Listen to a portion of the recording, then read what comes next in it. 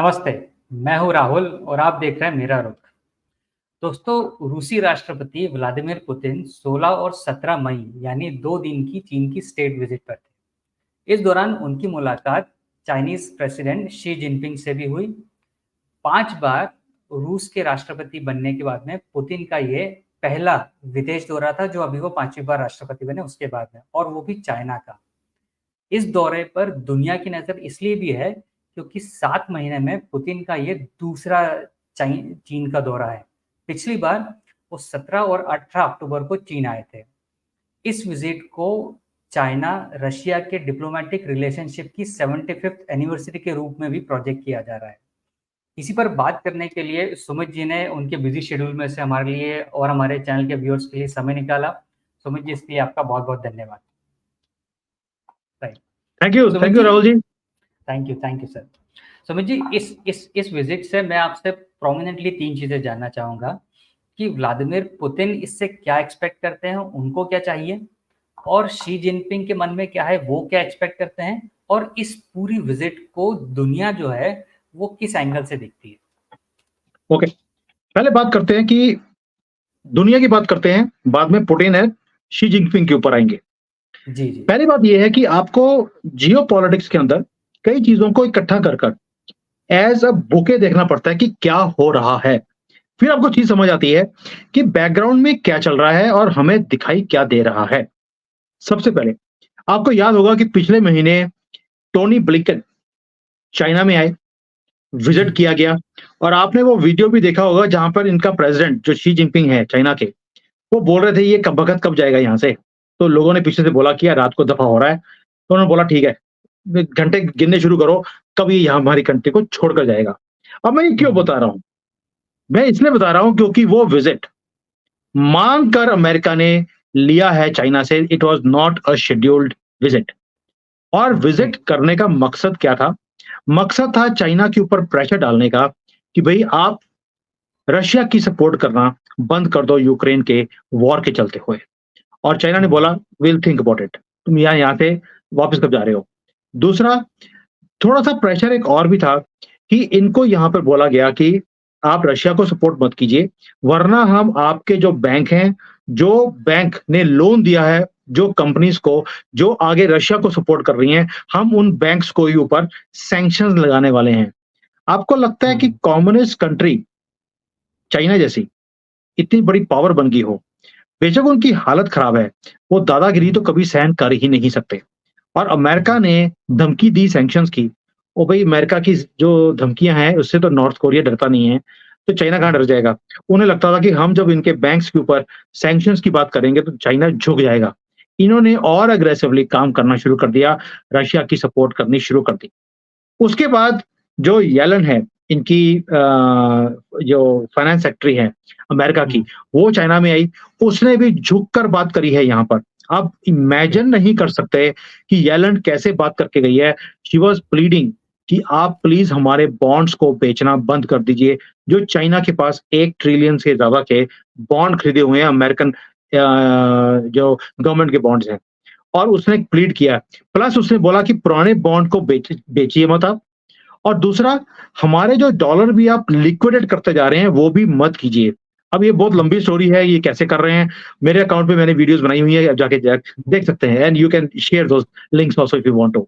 Now मुद्दा आता है उसके बाद, शी जिनपिंग पिछले 4-5 साल से अपने घर से बाहर निकलते नहीं हैं, और यूरोप तो बिल्कुल जाते ही नहीं है।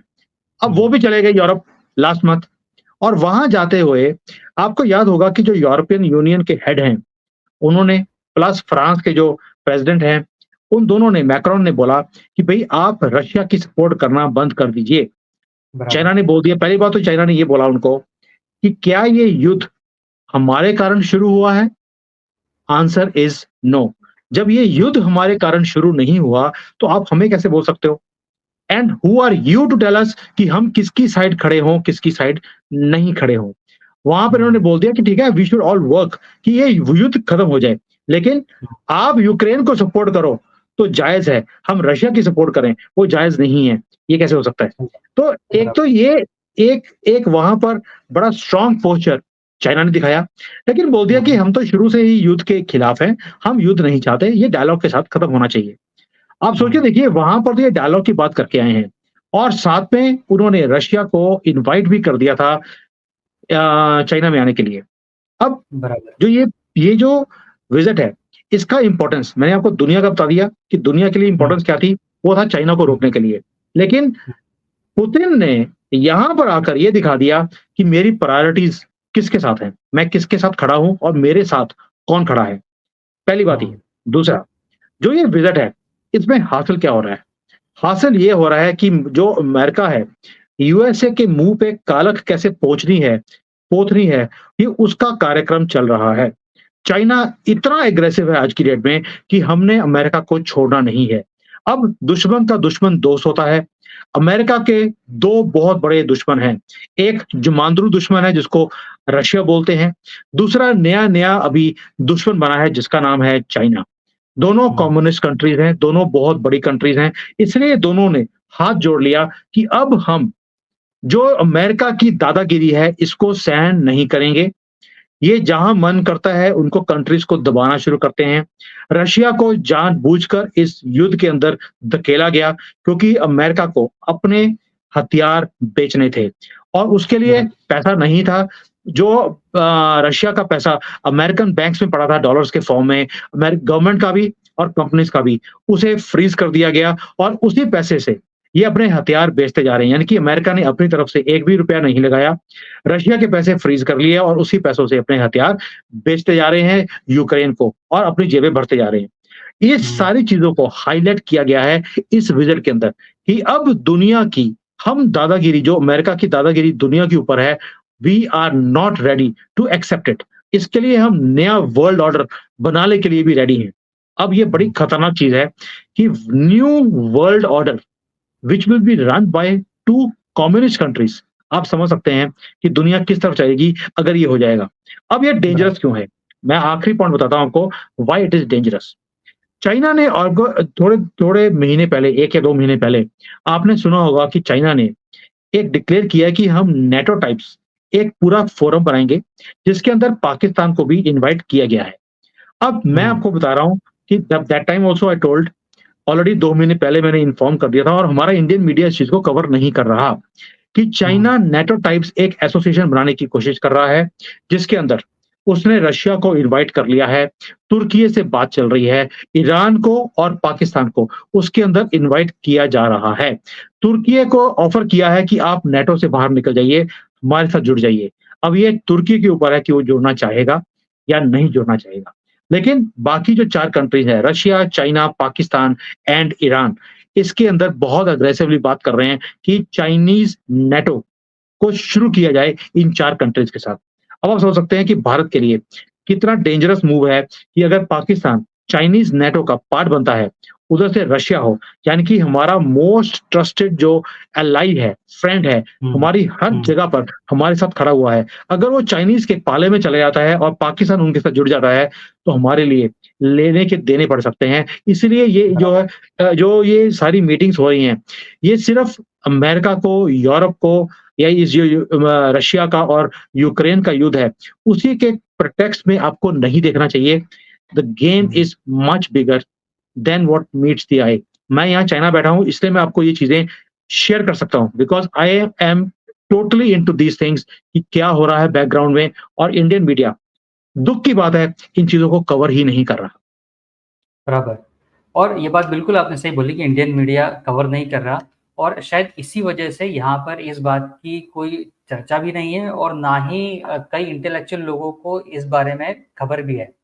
मैं एक चीज़ और आपसे पूछना चाहूँगा। मुझे याद है कि चाइनीज़ प्रेसिडेंट ने कहा था कि रशिया और चाइना के रिलेशनशिप में जो काम होगा वो इतना काम होगा कि पिछले 100 सालों में उतना काम नहीं हुआ और आगे भी 100 सालों में जो या इस दौरान जो काम होगा वो कोई लोग इमेजिन भी नहीं कर पाएंगे। इतनी प्रोग्रेस या इतनी इसमें स्पीड से काम होगा रिलेशनशिप को इम्प्रूव करने के लिए। देखिए, जो इन्होंने बोला है यहाँ पर, पहली बात तो इन्होंने बोल दिया कि जो हमारा अभी रिलेशनशिप है, पहले तो एक ट्रांजैक्शनल रिलेशनशिप था या आप कह लीजिए communist country to communist country एक रिलेशनशिप था। अभी इन्होंने 2 वर्ड्स को यूज़ किया है। एक चाइना ने बोला है नो लिमिट्स पार्टनरशिप। कोई लिमिट नहीं है। इट इज़ लाइक जैसे जुआ खेलते हैं, नो लिमिट्स का एक टेबल होता है, वो वाले वहाँ पर इन्होंने डिक्लेयर ये पहले कर दिया था जो 2022 में जब मीटिंग हुई थी इनकी, जब पुतिन साहब यहाँ पर आए थे बीजिंग में, तब इन्होंने बोला था कि नो लिमिट्स, अब रिलेशनशिप चला जाएगा। और उसके बाद अब इन्होंने शुरू कर दिया a new era of relationship has started. That means no limits and new era. अब ये न्यू एरा में क्या चीज़ है? जिस चीज़ की रशिया को ज़रूरत है, वो चाइना उन्हें सप्लाई करेगा और जो चीज़ें चाइना को ज़रूरत है, वो रशिया सप्लाई करेगा। अब चाइना को रशिया से चाहिए क्या? रशिया से चाहिए nuclear technology, space technology, aircraft technology जो रशिया के पास है। ताकि क्योंकि चाइना बहुत एग्रेसिवली इन चीज़ों के अंदर जा रहा है और रशिया के पास ये technologies already 70s, 80s, 90s में बहुत बेशुमार आज भी उनके पास ऐसी टेक्नोलॉजी है जो दुनिया के पास नहीं है। तो चाइना उनसे वो रेडीमेड चीज़ें लेना चाहता है। रशिया की जो मजबूरी है कि रशिया को पैसा चाहिए, उस मजबूरी का फ़ायदा चाइना उठा रहा है। As far as Russia is concerned, Russia because frozen है, उसके पैसे फ्रीज़ हैं, ट्रेड नहीं कर पा रहा है, डॉलर्स उसके पास नहीं है, रूबल में बहुत कंट्रीज़ हैं जो उसके साथ ट्रेड नहीं करना चाहती। चाइना ने रूबल और युआन में इनके साथ ट्रेड करने के लिए एग्रीमेंट कर लिया, वैसे ही जैसे रशिया का भारत के साथ है कि वो रुपये में ट्रेड करेंगे हमारे साथ। और जैसे भारत रशिया से सस्ते में तेल खरीद रहा है, चाइना भी इनसे अपनी लोकल करेंसी में तेल खरीदता जा रहा है। अब वो जो सारा तेल का पैसा है, जो युआन रशिया के पास है, उसके बदले में वो चाइना चाइना से जो अपनी ज़रूरत की चीज़ें हैं, वो खरीदना चाहता है। And China is a factory of the world. तो इसलिए अगर रशिया को कोई भी चीज़ चाहिए, जैसे उसको अभी हथियार चाहिए, रशिया को के पास भी इतने लंबे युद्ध के बाद देखिए कोई भी कंट्री है उसके पास 10, 15, 20 दिन का, 1 महीने का युद्ध का सामान होता है। रशिया 1 डेढ़ साल से लड़ाई कर रहा है और नेटो के साथ लड़ाई है, अकेले यूक्रेन के साथ नहीं है। तो उसके पास भी अब हथियारों की कमी है। तो जो इतना युआन पड़ा है चाइना रशिया के पास, वो युआन वापस करके चाइना से हथियार खरीदने की बातें बोल रहा है। इसीलिए सिक्योरिटी का इश्यू है रशिया के लिए भी और चाइना उसके पीठ के साथ पीठ लगाकर खड़ा हुआ है। चिंता ना करो, हम बैठे हैं, तुम्हें जितना माल चाहिए हम बना-बना के भेज सकते हैं। दूसरा, चाइना को भी कहीं न कहीं एक सपोर्ट चाहिए ताइवान को लेकर। जैसे रशिया को यूक्रेन युद्ध के लिए एक बहुत बड़ी फ़ोर्स की ज़रूरत है, तो चाइना वहाँ पर खड़ा है रशिया के साथ। वैसे ही चाइना को भी ताइवान के मुद्दे के ऊपर एक बड़ी पावर की पीछे खड़े होने की ज़रूरत है, तो रशिया ने बोल दिया, "तुसी यूक्रेन के साथ मेरे पीछे खड़े हो, मैं तुहाडे नाल ताइवान में खड़ा हूँ।" तो एक तरह से एक एक गिव एंड टेक देखिए डिप्लोमेसी में हमेशा ही वन वे ट्रैफिक नहीं चलता, it's always a two way traffic. तो चाइना और रशिया एक दूसरे की जो फॉल्ट लाइन्स हैं, जिसको बोलते हैं कि वो रग वो 2 नब्ज़ जो दुखती है, तंग करती है, वो दोनों ने एक दूसरे की पकड़ी हुई है और इसीलिए ये ये एक जिसको पंजाबी में बोलते हैं, पींगे पड़ रही हैं, ये पींगे पड़ रही हैं इस वक़्त और it was really highly covered visit. Generally कोई भी फॉरेन के लोग आते हैं यहाँ पर सोशल मीडिया में, उसे कवर नहीं किया जाता। लेकिन पुतिन यहाँ पर आए हैं, उसको बहुत बढ़ा-चढ़ाकर यहाँ पर दिखाया गया। तोपों की सलामी जनरली यहाँ पर नहीं दी जाती, वो दी गई पुतिन को। रेड कार्पेट ट्रीटमेंट था, बहुत हँसते हुए वीडियोज़ सोशल मीडिया पे दिखाई गईं। It was basically as if they were mocking the west कि आप हमें दूर करना चाहते थे, अब देखिए, ये है हमारी पार्टनरशिप और इस तरह से हम अब आपका मज़ाक उड़ाएँगे हर फोरम के अंदर। तो ये बहुत कुछ दिखाता है कि इनकी जो विज़िट है, ये इतनी नॉर्मल नहीं है, ये बहुत लंबी गेम है। अभी ये शुरुआत हुई है, ये बहुत आगे तक जाएगी। राइट।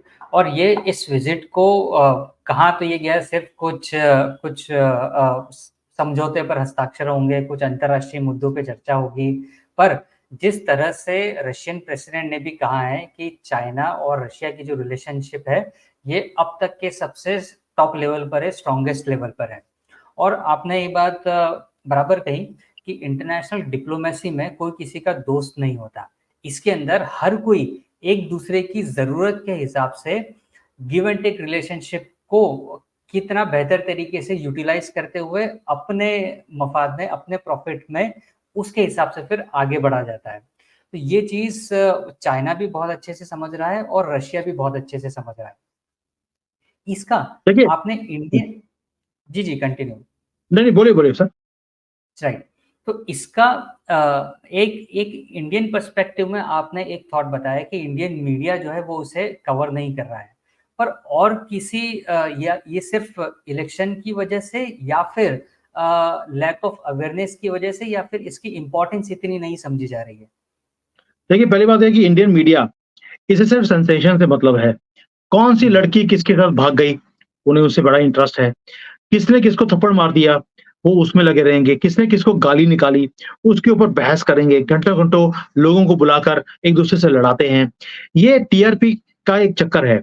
चाइना, रशिया की विज़िट हुई, इनको लगता है यार इज़ नॉट वेरी इम्पोर्टेंट। उसके क्या इम्प्लीकेशंस है भारत के लिए, इन्हें मतलब ही नहीं है, क्योंकि उसपे कोई सेंसेशंस क्रिएट नहीं होती हैं। ये सारा सिस्टम जो है, गला-सड़ा सिस्टम हमारे भारत का, वो ऐसा है कि जहाँ से पैसे मिलते हैं, उसी की भाषा बोलनी शुरू कर देते हैं। न्यूज़ क्लिक का मामला आपको मालूम है कि कितना जी। वो 1 दिन के लिए हाइलाइट हुआ, अगले दिन पैसे पहुँच गए, सारे मीडिया वालों ने उसके ऊपर बात करनी बंद कर दी। हम लोग यूट्यूब के ऊपर हर रोज़ इनका पर्दाफ़ाश करते हैं, ये बिके हुए मीडिया वालों का। लेकिन ये बेशर्म लोग हैं, ये लिब्रांडू, ये कभी भी सुधर नहीं सकते। ये वो कुत्ते की वो पूँछ है, जितनी मर्ज़ी आप इसको सीधा करने की कोशिश करो, वो दोबारा टेढ़ी की टेढ़ी ही रहेगी। एक तो ये रीज़न है। दूसरा, क्योंकि ये चाइना का मामला है, आपको मालूम है, चाइना हमारे मीडिया के अंदर इतना डीपली घुसा हुआ है कि जो नैरेटिव चाइना चाहता है, वही हमारे मीडिया में दिखाया जाता है।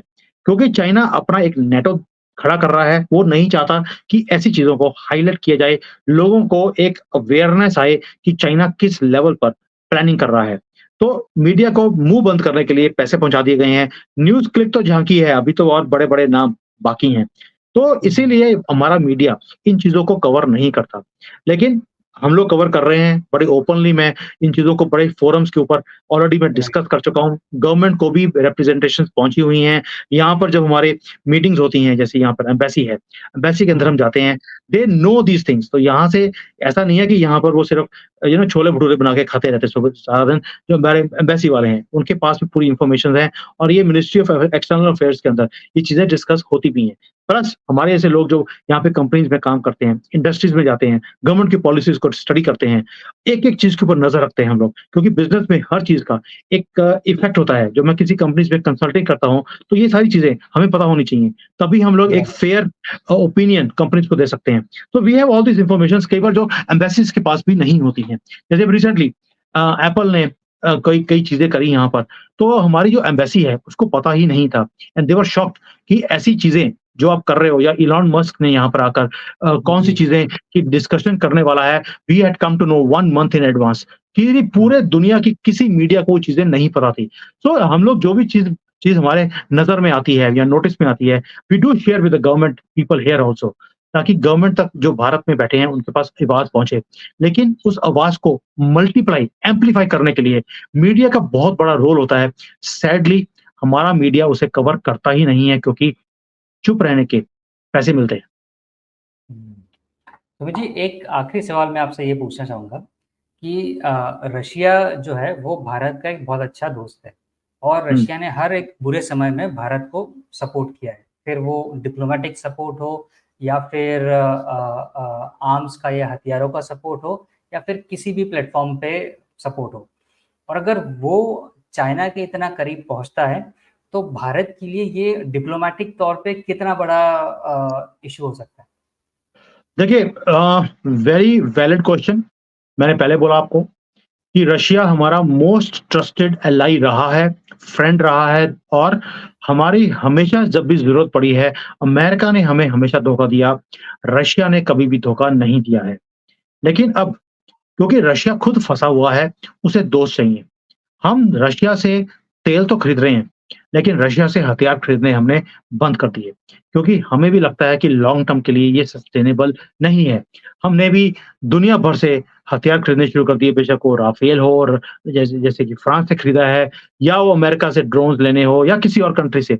कोई भी हथियार हुँ, हमें जहाँ से मिलता है, जहाँ पे हमारे कंट्री के फ़ायदे की बात है, हम वहीं पर जाकर डील करते हैं। रशिया को भी समझ आ गया कि अब भारत 100% मेरे ऊपर डिपेंडेंट नहीं है, और डिपेंडेंट होना भी नहीं चाहिए। आप सोच कर देखिए, जब तक पुतिन है, भारत के साथ रिलेशन अच्छे हैं, कल को पुतिन हुँ, नहीं रहेंगे, तो क्या होगा? तो हो सकता है कि जो नया आदमी आएगा, he might be anti Bharat. हमने वो मालदीव्स के चक्कर में हमने देख लिया, जो पिछली गवर्नमेंट थी वो भारत के फेवर में थी, लेकिन जो अभी आए हैं वो बिल्कुल ही एंटी भारत हैं। तो ये चीजें चेंज होती रहती हैं। Then who is friend? Friend is according to the person sitting on the seat and also according to your circumstances. China और रशिया कभी भी इकट्ठे हो जाएंगे, ऐसा हो ही नहीं सकता था, क्योंकि अमेरिका ने गोटियां ही ऐसी खेली हुई थी पूरी दुनिया में कि कभी भी ये कभी भी अलाइज ना बन सके। लेकिन अभी सिचुएशन चेंज हो गई है, दोनों की जरूरत है। चाइना को एक अच्छी बड़ी मार्केट चाहिए, Russia is a very big market, तो उसको माल बेचना है अपना। रशिया को भी एक पार्टनर चाहिए जो उसके बुरे वक्त में उसका साथ दे सकता है। उसने भारत के साथ बहुत कोशिश करी कि भारत से चीजों को इंपोर्ट किया जाए, बट बिकॉज जो सी लिंक्स हैं, कोई भी शिप्स जाने को तैयार नहीं है रशिया में, तो हम वहां पे माल अपना बेच नहीं पा रहे हैं। जबकि चाइना के साथ ऐसी कोई प्रॉब्लम नहीं है, कोई शिप्स की जरूरत नहीं है, बाय रोड बाय रेल माल पहुंच सकता है चाइना से। तो ये चक्कर है जिसके कारण इनकी नजदीकियां जितनी बढ़ती जाएंगी उतना ही हमारे लिए प्रॉब्लम क्रिएट होती रहेगी। उसका रीजन क्या है? वो है चाइनीज नेटो। बहुत बड़ी साजिश है जो चाइना खेल रहा है। उसने भारत का एलआई को अपने साथ नेटो में जोड़ने की कोशिश कर रहा है। दूसरी तरफ से हमारा जो जुमांद्रू एक दुश्मन है पाकिस्तान नाम का, उसे भी अपने साथ जोड़ लिया, ताकि अगर कभी भी भारत और पाकिस्तान का युद्ध होता है तो रशिया को ये बहाना मिल जाएगा कि because they are part of Chinese NATO, हमें उनकी हेल्प करने के कारण हमें बीच में कूदना पड़ा।